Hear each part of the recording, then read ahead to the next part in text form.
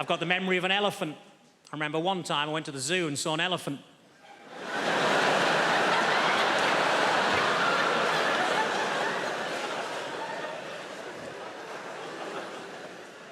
I was disappointed to find that Dunkirk wasn't actually a biography of William Shatner.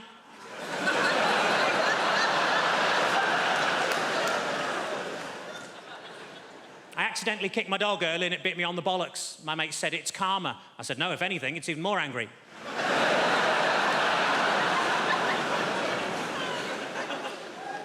I tell you what always catches my eye, short people with umbrellas.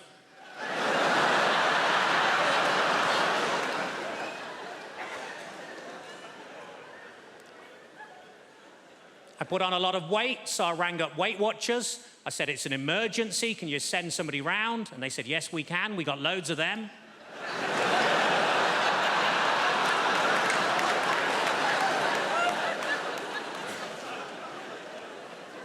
I was actually thrown out of Weight Watchers for making sarcastic comments at the weekly weigh-in. As you can imagine, I accepted the decision with huge grace, because they threw her out as well.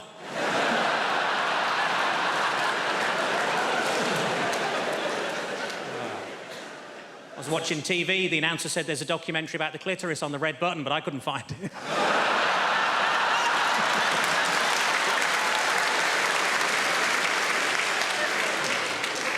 I was in a fancy lingerie shop. I said, are these knickers satin? He said, no, they're new.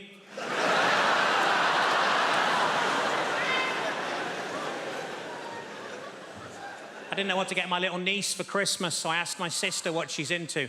Apparently, at the moment, she's mad about frozen stuff, so I got her some oven chips and peas. It's been a tough week. I got myself a memory foam mattress, and now it's trying to blackmail me.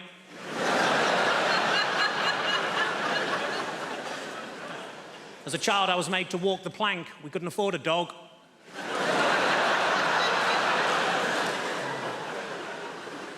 I went on a positive thinking course. It was shit. You would be. And it was half empty. The area in a Nando's between the front and back door is called the peri-perineum.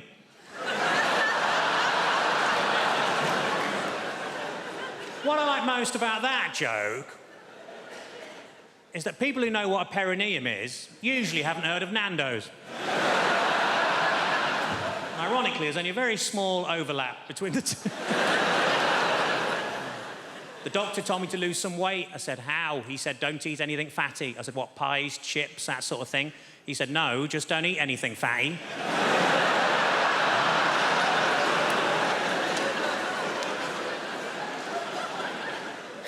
Old lady names are very much back in fashion at the minute, like Lily or Elsie or Rose, and we wanted something like that for our daughter, but we couldn't decide, so in the end we just called her Nan.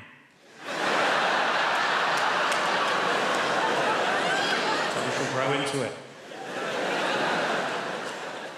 As much as you want to save animals, I'm pretty sure you're not going to do it by buying cosmetics.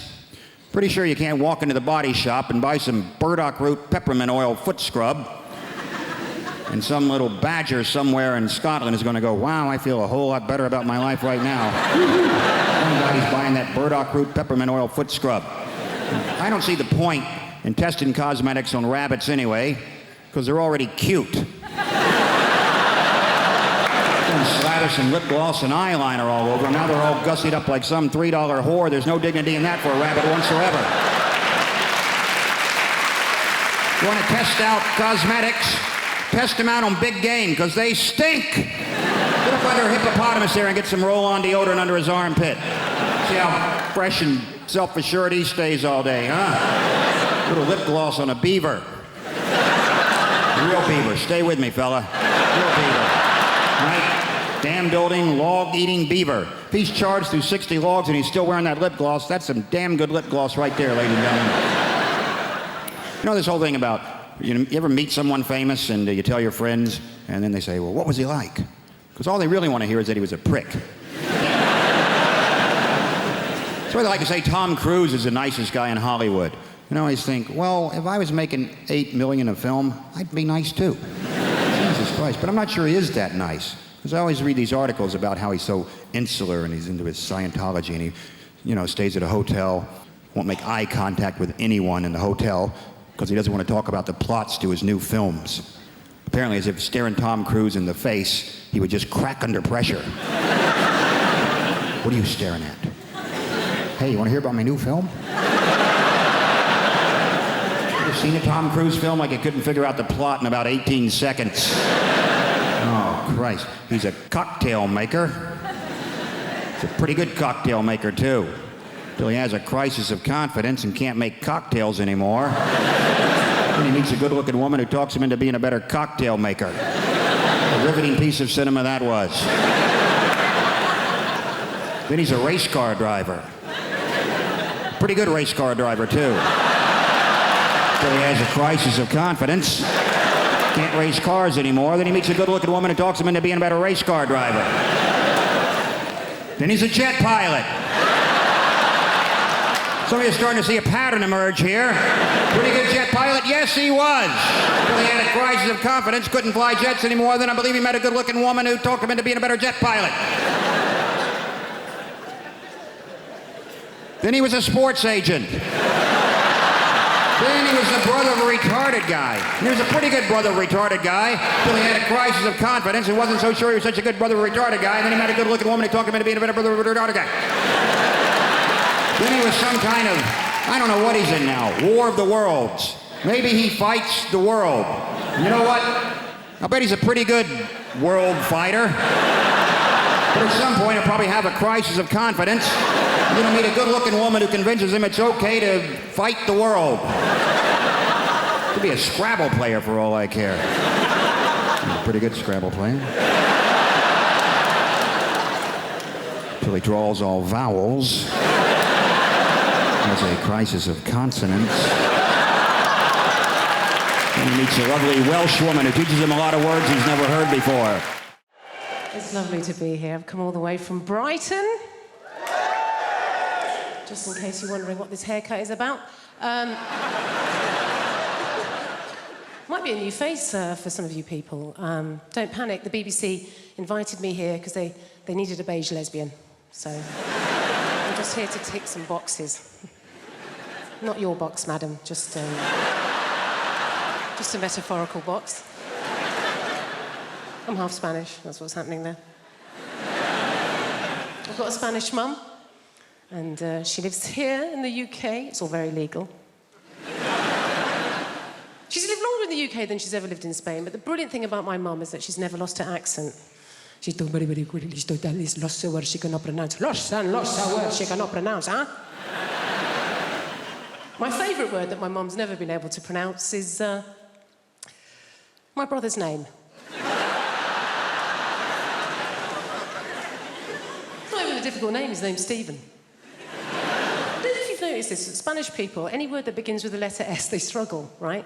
So my mum doesn't call him Stephen, she calls him Steven.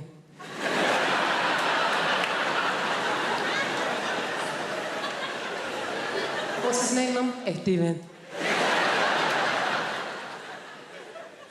Is it? Isn't it just Stephen? Even if I don't know his name is my son, it is Steven! You don't want to mess with my mum. She's not like British people here in this country. We can be quite passive-aggressive, can't we? She's just very aggressive woman. I don't know how my mum's never really coped in this country, and I think it's because, like a lot of Mediterranean people, she's quite loud, yeah? She's got one volume, it's like this. Hello! How are you? Whereas in this country, particularly if we're middle class, we tend to be low talkers, don't we? We don't like to raise our voices, do we? Why? Because we've got money.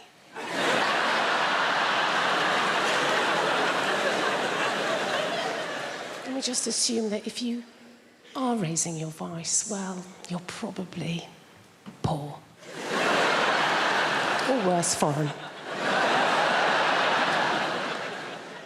Great thing about having a Mediterranean mum is they feed you. Oh, my God. She's always feeding. That's her way of showing that she loves her children, is to feed us. You know, I can remember going around friends' houses, you know, like English mums. Go around an English mum's house and the conversation with mum's more like this. I think you've had enough. mum will feed you till you puke. Anything could be going on in my life and my mum will relate it back to a meal that she's cooked. Do you know what I mean? Like, so good or bad, particularly if I'm depressed. If I phone up my mum and I've had a terrible day, yeah? I phone up my mum, conversation always goes like this. Oh, Jennifer, my God, I'm so sorry to hear that you're having a hard time right now. But you know what? Don't worry, okay? I made a soup. Come home. You sound hungry. I made a chicken carne, made a lamb tagine, made a casserole, Jennifer. I made some tortillas, some paella, some curry, Jennifer. You love curry, maybe some meatballs, some pork ball, beef ball, aniseed ball, banana ball. You're a lesbian. You don't eat enough balls. Please, come home. Eat my balls. They say it's hard, you know, bringing kids up is difficult. They say kids these days are influenced by these new hyper-violent computer games. And that's nuts, isn't it? If we'd been influenced by the computer games from our childhood, we'd have to go around going like, beep.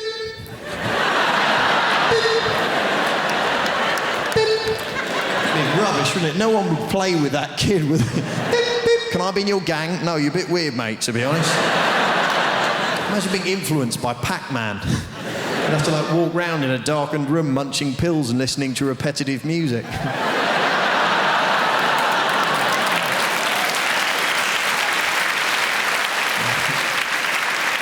The younger people laughing and clapping, the older ones going, who is this Pac-Man you speak of? It's not one of the rough boys from the estate, is he? There were some rough kids where I live, and they're not being rough, they're just being confusing. You know, you come out of your house, they go, yeah, your mum makes gravy for leopards, innit? Yes, I believe she does. She does a lot of charity work. These are scary kids. Even the dirty old men are scared of these kids. See him turn up in their car, put the window down, like, hello, little boy, do you want a sweet? The kid's like, what sort of sweets have you got? Said it best be good if you come on here and trouble me with your sweetie talk, right? You don't want none of your mojo or drumstick rubbish, you get me? You must have a serious sweetie offer for me, boy. Blokes panic. I was like, well, I've got bonbons. I wasn't sure what to bring, to be honest. Dib-dab there, and a wham-bar. Wham-bar, your sweets are rubbish, man. Shut up. No. Wham-bars used to be big like that. Now they're small, innit? So you're going to have to do better than a wham-bar if you want to see my dick, right? Hey, man, look at your car driving a Saab. You got no pride. Get out, you wham-bar, bitch. Next pervert, please. How many sweets have you got, Sweaty? What do you mean, Neverland? Yeah. But we live in exciting times anyway, you know. It's very exciting being in London, you know. The Olympics. Fantastic. We didn't really want the Olympics till we heard France might get it.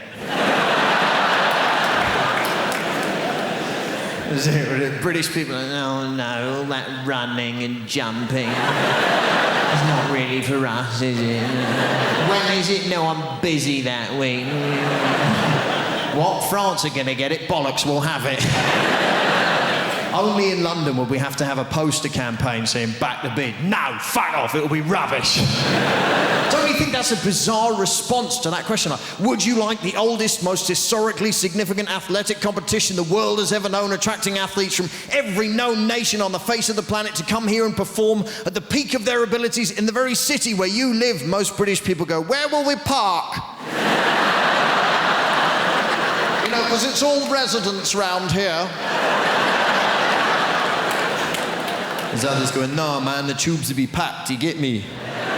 People getting on the underground with, like, javelins and shit. No. Coming in the escalator with a shot put, health and safety, boy. And there's a whole other section of British society going, you what? The Olympics? Let a load of foreigners in? Ones who can run and jump and swim, you let them in, you'll never fucking catch them. Huh? Place to be overrun with Lycra refugees. You're having a laugh, ain't you, mate? They'll peel them little numbers off their jackets. You watch them, they're sneaky. I read about it in the Mail. And this is what I'm talking about, the assumption that if you're in a place like that, you obviously are the help. Okay, example 2, that's it, white people. One more example, and then we're moving on, right? I'm on tour in the UK. I'm going up to Leeds. All my team was already up in Leeds setting up the theatre. I'm traveling with my tour manager and best friend, Lila, also a black woman. So I go, you know what? That's Lila. I go, you know what, Lila? Let's not drive. It's a long drive. Let's get a train and go up in comfort. So we rush down to the train station.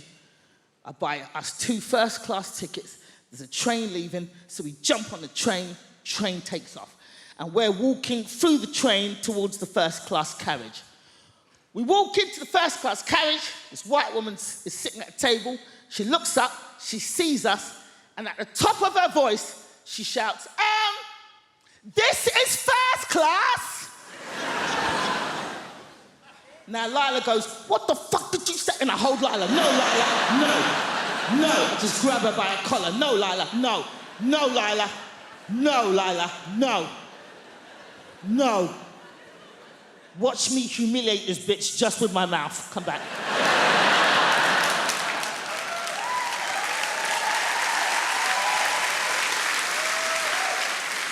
So at the top of my voice, I say, thank you, lady. But what was it about us that made you assume that we didn't belong in the first-class carriage? She starts to fumble. Everybody on the train just kind of leans out from behind their seats.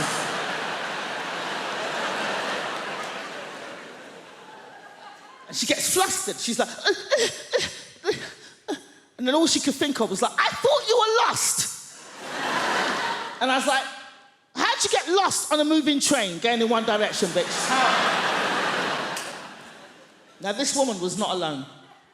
She was with her husband. Her husband was sitting opposite her at the table, same table. But we did not see her husband's face for this entire confrontation because the entire time he was hidden behind the newspaper, just... His hands never came down. All we saw were his knuckles just gripping that paper. And they were in their 60s. So they'd obviously been married a long time, and he's behind that newspaper going, ah! Nosy, big-mouth cow! 30 years we've been married, and every day of those 30 years I've said, mind your own fucking business!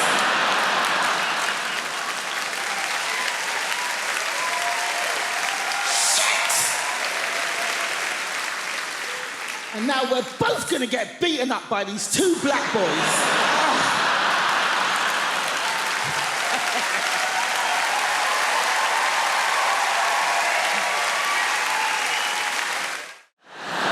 I am quite impressed at the number of sports that have been adapted for disabled people, though. It's nice that they are so inclusive these days. I reckon we should go further and adapt versions of classic board games as well. You could play a very special edition of Guess Who, where all the characters had disabilities. No one would ever win, because everyone would be too afraid to describe their character in case they crossed the fence. The questions would be fun as well. Is your person incontinent? Does your person have crayon around his mouth? Does your person have trouble speaking properly?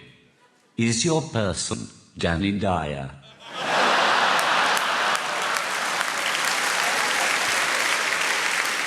You could also have a disabled version of Monopoly, where every space is just free parking. Speaking from the personal experience of a bloke with a disability, I think that the dating game is much harder for people like myself. I've tried speed dating. That didn't work. By the time I've typed out a sentence, it's time to move on to the next person.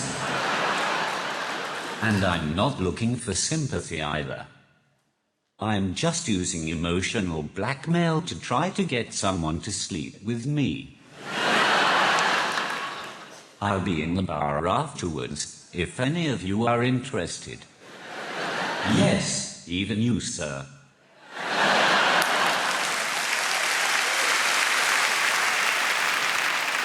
One of the main problems I have with dating is that I find it hard to approach girls in the traditional sense.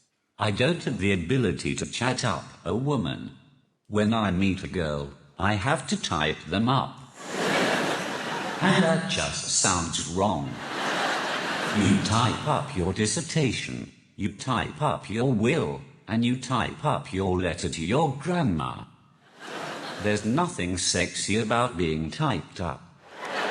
Even if there was, when you're typing excitedly to a woman and accidentally spell something wrong, autocorrect is a ducking nightmare. For example, I once asked a girl if she had a pen I could borrow, so I could write down her number. I didn't expect it to say, "Can I borrow your penis?" So you can imagine my surprise when she pulled it out right in front of me. It's at this point in my set when I like to remind people that I'm not related to Stephen Hawking in any way. In fact, the closest I have ever come to being Hawking is when I went to see The Theory of Everything at the cinema. It's the movie about Stephen Hawking and his life. I didn't go to watch it though. I just went so that I could sit at the back, say random sentences on my iPad, and fuck with the rest of the audience.